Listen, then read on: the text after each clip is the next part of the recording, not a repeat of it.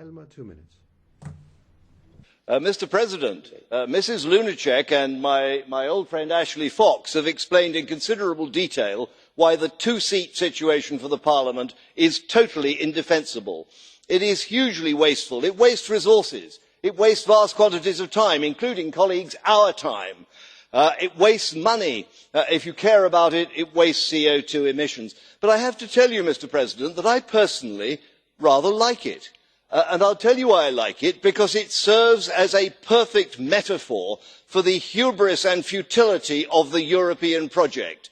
It is something that nobody can explain, nobody can justify, and yet nobody can change. And there are many, many policies of the European Union of which you can say the same. I think of the common fisheries policy, I think of the emissions trading scheme, the list goes on.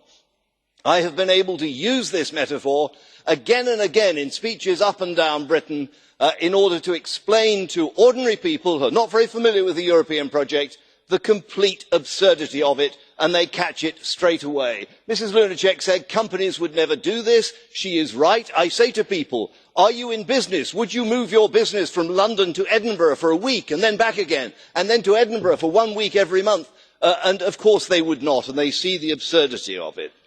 Mr. President, I am shortly to retire, and this is, I believe, the last speech I shall make in this chamber as a member of the European Parliament. I would therefore like to crave your indulgence. Thank you, Mrs. Lunacek. I would like to crave your indulgence to leave one final message. We need, in Brexit, we need a quick, a clean Brexit, and we need a fair and comprehensive trade deal. We need that not just for Britain, but even more for Europe. And if you fail to deliver it, then you will find that you will be punished by the workers of Stuttgart and Munich and many other European citizens. I leave that thought with you. Thank you, Mr. President.